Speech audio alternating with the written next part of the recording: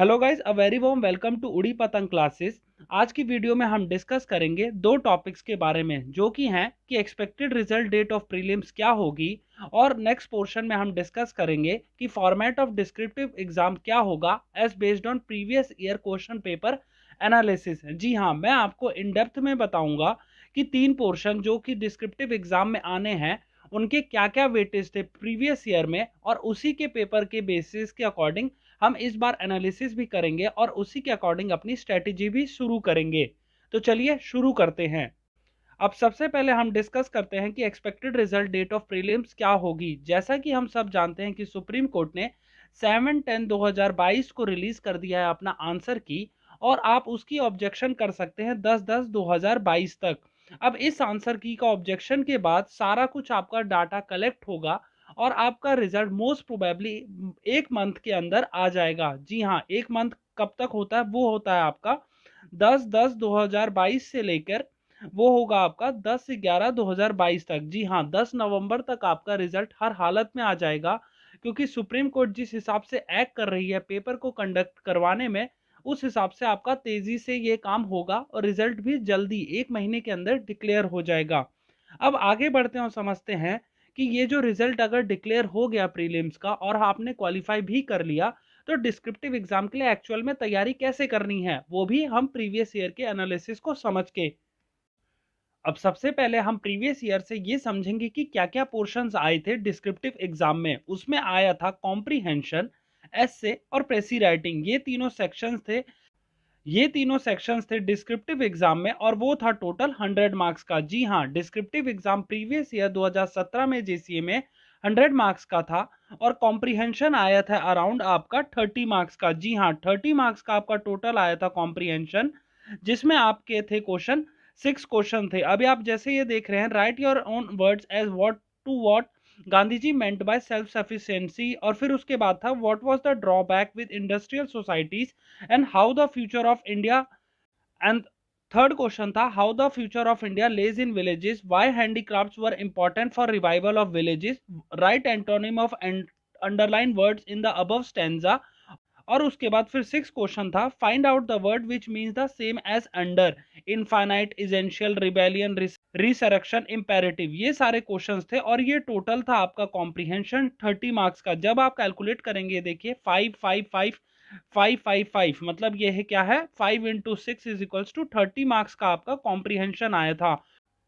और कॉम्प्रिहेंशन का टॉपिक था Mahatma Gandhi idea about self sufficiency and handicrafts, इसके रिगार्डिंग था। और उन्होंने एक ब्रीफ में बताया था गांधी जी का क्या पर्सपेक्टिव था विलेजेस के बारे में, और कैसे हैंडीक्राफ्ट को इम्प्रूव किया जा सकता था। ये सारा था आपका कॉम्प्रिहेंशन में, जो कि टोटल 30 मार्क्स के क्वेश्चन थे।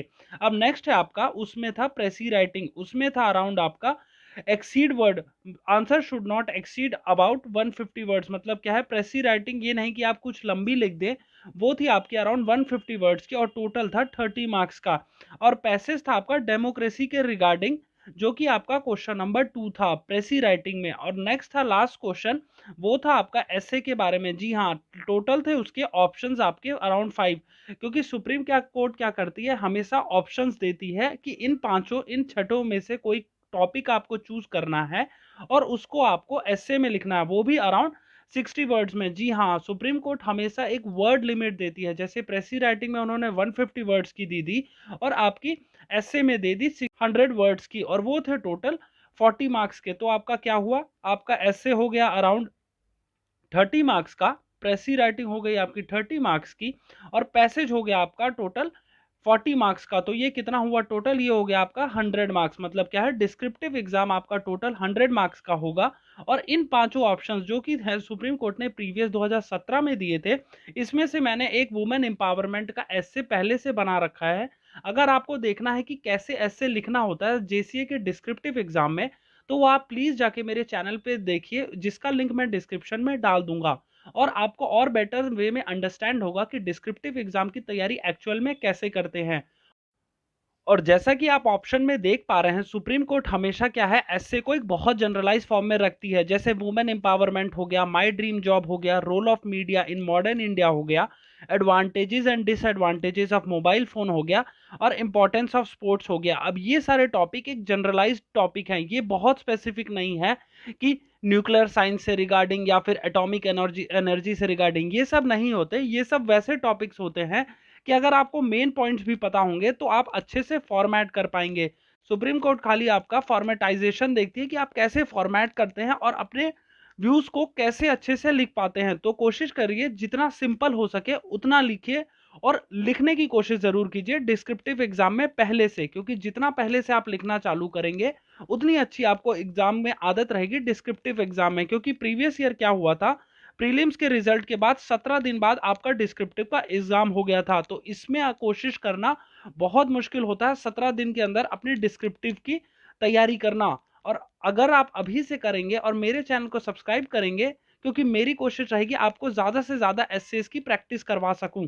और नेक्स्ट वीडियो में मैं आपके लिए लाऊंगा सबसे इंपॉर्टेंट 15 टॉपिक्स जिनका आपको श्योर शॉट कर लेना चाहिए, कि उनसे रिलेटेड अगर नहीं भी आया तो आपको एक्चुअल में फॉर्मेट पता होगा कि डिस्क्रिप्टिव एग्जाम में अगर ऐसे आता है तो कैसे लिखना है।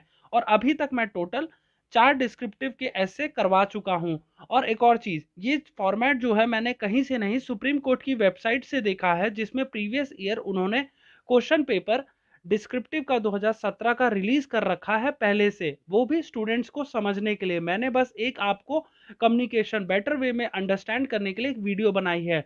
अगर वीडियो अच्छा लगा हो तो वीडियो को लाइक कीजिए, चैनल को सब्सक्राइब कीजिए। मेरी नेक्स्ट वीडियो जो कि एक डिफरेंट ऐसे के बारे में होगी, और डिस्क्रिप्टिव एग्जाम को कैसे अच्छे से प्रिपेयर करना वो भी सेल्फ प्रिपरेशन में, उसके रिगार्डिंग होगी। सबसे पहले वीडियो देखने के लिए और चैनल को लाइक ज़रूर कीजिए, क्योंकि अगर वीडियो जितनी ज़्यादा लाइक करेंगे उतना ज़्यादा मुझे मोटिवेशन मिलता है कि मेरा कंटेंट आप लोगों को पसंद आ रहा है, जो कि जेसी एग्जाम के स्पेसिफिक होता है। ऑलराइट गाइज, ये था आज का वीडियो। Thank you.